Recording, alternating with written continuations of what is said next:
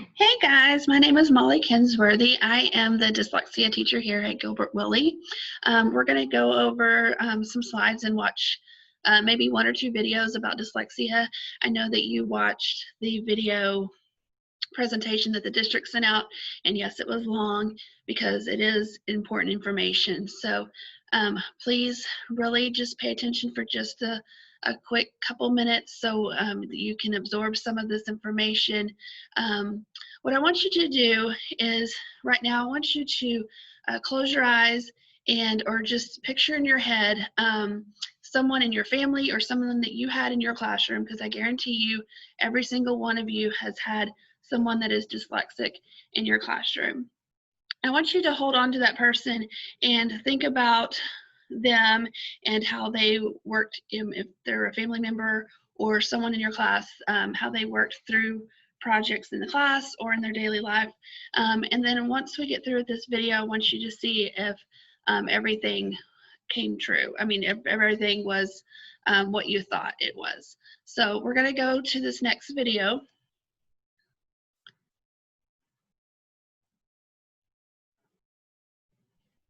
Dyslexic.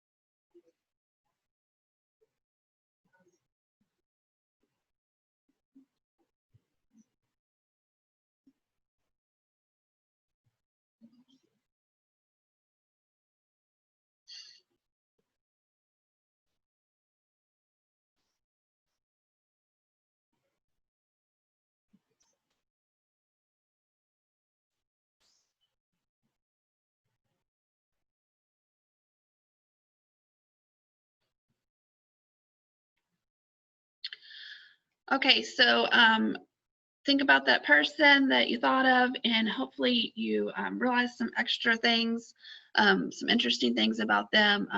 Dyslexic, the best thing that you can give a dyslexic is time. Extra time on test, extra time before an assignment's due. Um, there's lots of accommodations that will help a dyslexic, but time is the best thing. You have to think about the kids in your gen ed class that are not dyslexic. They're kicking around a pebble all day. The dyslexic is rolling a boulder, and they're tired, and their brain is tired, and so they're either going to act out, they're going to give up. So time is their friend. Okay, so let's go on with dyslexic. As a definition, it's multifaceted. It's neurological and condition. It has to do with auditory memory, and it's language-based. It's referred as a learning disability because dyslexia can make it difficult for a child to succeed academically in a typical classroom setting.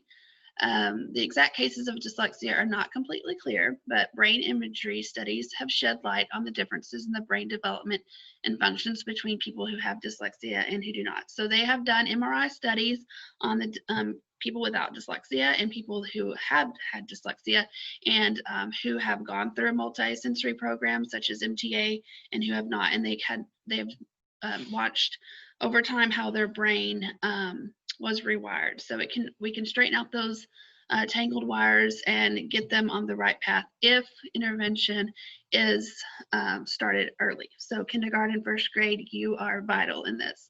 So according to the Dyslexia Research Institute, 10 to 15% of the US school population has dyslexia. That's 1 in 5. They estimate that approximately 60% of individuals have been diagnosed with attention deficit disorder and hyperactivity disorder. So I've actually gone to a doctor with my son who is dyslexic. We went through the dyslexia route first and then figured he is also has attention problems. So the doctor actually told me that they go hand in hand, and it should almost be one diagnosis. So the majority of children unidentified and left to tackle significant challenges in reading, spelling, and writing without interventions. And she says the heck with it because she's done. It's too hard. It looks like a foreign language. When she's asked to read, when the whole group is reading, she could be pretending to read. So you have to watch for those kids. Okay, the truth about dyslexia, it's a visual problem. Or it's not a visual problem, sorry. It is a language-based problem. So actually dyslexics see things the exact same way that we see things, but it's a language problem in the back part of your brain. So dyslexia does not mean seeing things backwards.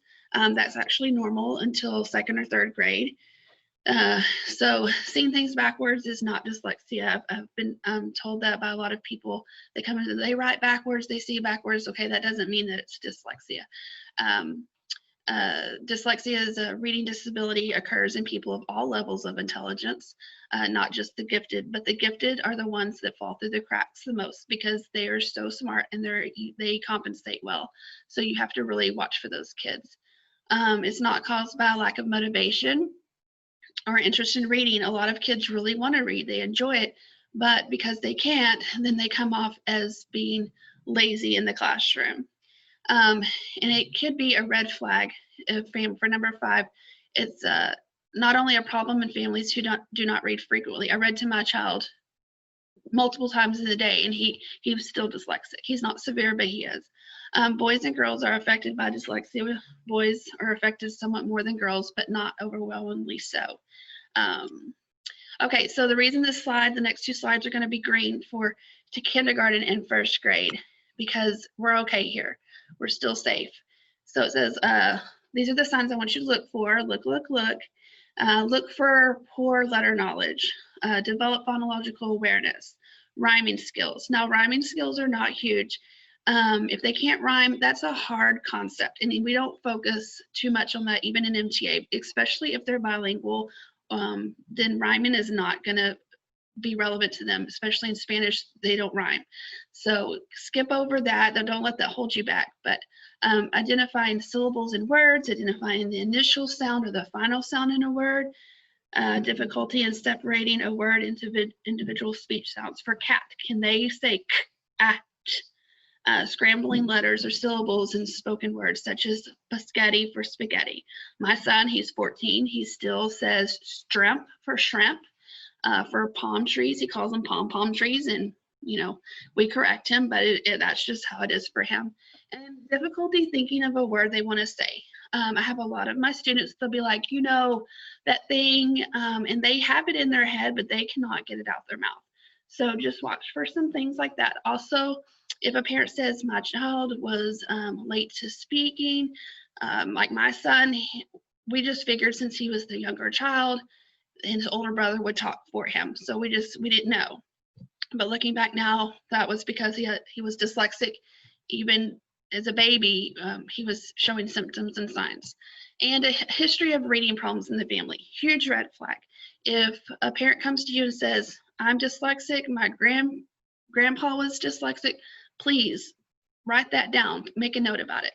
Okay, so I put a picture of the net because first grade, you have got to catch those kids. I have 2 second graders in the whole school. That's okay, it's fine, but we've got to do a better job about catching those kids. And this will be a reference that you can pull up later in the drive. But things I want you to watch for are difficulty matching letters and sounds, reading errors which have no connection to the words on the page, reading common one-syllable words or sounding out simple words such as mat and hop. Kids memorize well, especially dyslexics, they memorize well, and they can read it great on the first couple pages, and then they'll totally forget the exact same word on the next couple pages. That's also something you can watch for. Reading avoidance, misbehavior, needs to leave the room during reading, too tired, just kind of acts out when it's time for reading, because that is almost a punishment for them. They just don't like it. They also have very poor handwriting, and mostly boys have worse handwriting than girls. But if it's on a lined piece of paper and it's up and down, or it's just a mess, please show it to me and I'd be happy to look at it. And then poor spelling, which may be worse than reading difficulties. Some dyslexics, I had a girl in 4th grade, she was a 7th grade reading level. She could not spell first grade words, so it could be very poor spelling. Okay, so here we come to 2nd and 3rd grade, we're on yellow. We're still not horrible, but we really need to be at this point already have had identified these kids. So I put a picture of a person drowning, because drowning doesn't always look like drowning. Remember I talked about the smart kids, they compensate well, they figure it out, they not cheat, but they figure things out and they know how to hide things well. So here's what I need you to be watching for. Recognizing common sight words like said and been, even at and the. They cannot decode those words. They will flip sounds. They'll put the last sound at the beginning of the word. So my son, he would say saw for was. So he saw it the same as I did, but he just would reverse those sounds when he was reading. Recalling the correct sounds for letters and letter patterns when reading. Slow, inaccurate reading. Very choppy, no fluidity when they're reading. Reliance on pictures and clues or story themes. So we know in 3rd grade, they need to be reading. Pictures go away. So a thing that would be really beneficial if you're not sure, especially kindergarten, 1st grade, take the pictures away. Because if they see a picture of oranges and they see an O on the beginning of the word, they're going to figure it out and they're going to memorize. But if you take those pictures away and have them read, can they read without the pictures? And then omitting letters and words when spelling. So I have like the kid stop, he'll spell the word tops, or he'll just leave off the S or the T whenever they're spelling. All right, 5th grade, 4th through 6th grade, sorry, we're in emergency. All right, there was a student in Terrell ISD who went from kindergarten all the way to 5th grade in elementary. Never was identified. I guess she compensated well. And she was identified in middle school. That is late, super late, because she's having to start on 1st grade reading.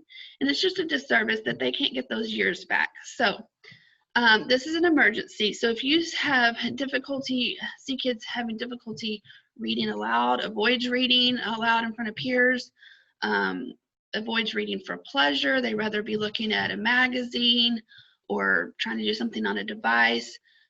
Good advanced oral vocabulary, but chooses to use simple vocabulary, such as when writing, putting the word big instead of enormous, and then reliance on listening rather than reading for comprehension. So I know here at this district that comprehension is really big whenever it comes to the older grades, of course, but that does not mean that that is a SPED referral. So just know that if they are dyslexic, they are not reading at a speed to comprehend what they're reading.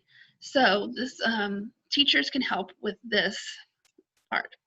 All right, so referencing sight words.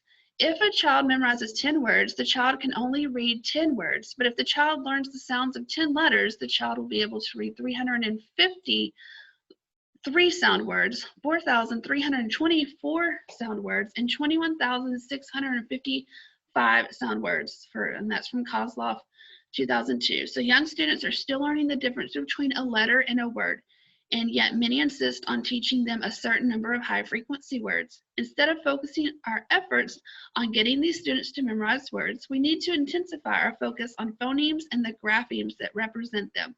Okay, so for dyslexics, the A, capital A and a stick, that looks like it has no logical meaning to them. They just think it's a bunch of lines. They do not connect those lines. This go up and down and across for letter A represents the letter A, A. There's so many sounds for the letter A, so it can get super confusing if you want them to memorize these words. It just does a disservice for them. So if we elect not to evaluate a child and the child later proves to have dyslexia, we cannot give those lost years back to them. That's Dr. Sally Shaywitz. Things needed for an art. I am not a diagnostician. I'm not the counselor. So if you have a child in your classroom, you need to tell Miss Dennis and Miss Green first. Okay, then you need to talk with KP, and these are the things that you need to bring to an ARD meeting or a 504 meeting for SST, to do the SST. Okay, you need to bring grades from previous year and a current year. The DRA levels, benchmarks, work samples, writing samples, not a spelling test. That doesn't give us enough of the flow of how their sentences go. So we need to see stuff that's in sentences. Attendance records, past vision and hearing screening, and the teacher will need to give this to KP as part of the SST committee to look over. So here's some statistics. We'll go through these pretty quick. A student not reading at grade level by the end of 3rd grade is 4 times less likely to graduate from high school on time. I don't want that to be on my conscience and my heart that a kid from any district will not graduate. That's not acceptable for me. Researchers at Northeastern University found high school dropouts were 63 times more likely to be incarcerated than college grads. The educational career of 25 to 40% of American children are imperiled because they don't read well enough, quickly enough, or easily enough. And 45% of the adult population have limited reading, writing, and math skills. 85% of all juveniles who enter the juvenile court system are functionally illiterate. Actually, in Texas, 80% of people in prison are functionally illiterate.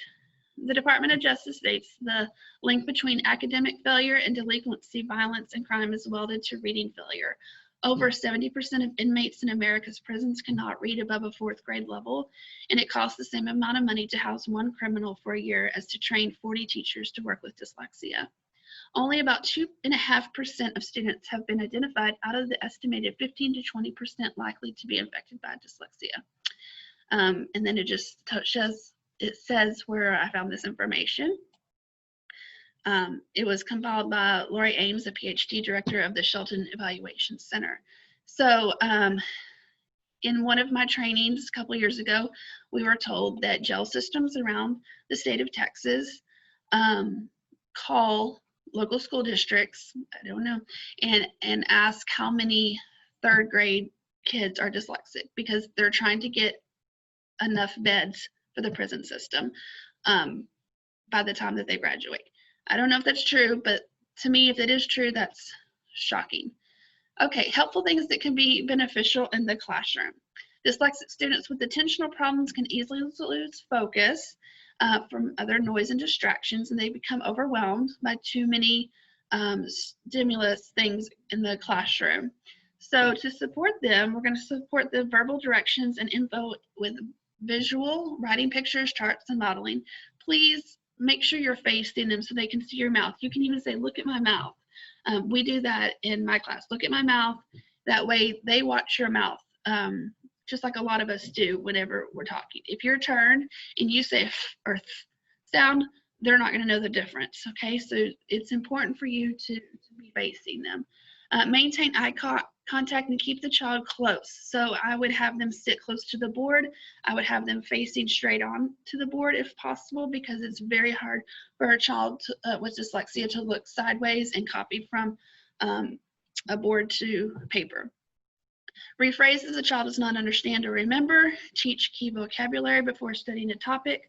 Alternate movement with periods of seat work. Check for understanding. Verbal responses are their friend. If you can read the information to them and have them respond verbally, and you take a grade off of that, that would be great for them. It would take a lot of pressure off of them. And it will also show that they do comprehend what is being read to them. Make tasks meaningful by connecting them to life experiences. Teach memory strategies such as recognizing and mental rehearsal, and encourage their use. Let me go back, so sorry. And rephrase, restate and rephrase major ideas. Sorry, my mouse was over that. So, and then this was out of a book that I read this summer, Basic Facts About Dyslexia and Other Reading Problems by Motes and Dakin. If anyone wants to borrow it from me, it's a simple, easy read, and it has a lot of good information. If you want to take a screenshot of this, I'm not going to go over each one, but these are accommodations that you can put in a 504 or for an ARD meeting for reading, math, and spelling. These are some great accommodations for you to use. And then also for homework, writing, and for testing. And this came from Learning Ally. Okay. So this is our last little video. I know I have given you a lot of information, and I know I'm going over my time. I'm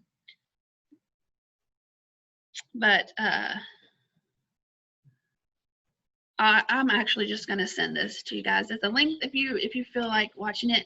It is talks more about the brain, and I just appreciate your time. I'm here for if you have any questions or comments, please email me. I am here to be a resource for you guys, and please use me. And if I don't know the answer, I can get the answer. I have a lot of friends that teach dyslexia in other districts, so please just be watching out. Be that helping teacher that saves that kid from a life of struggle. Thank you so much for your time.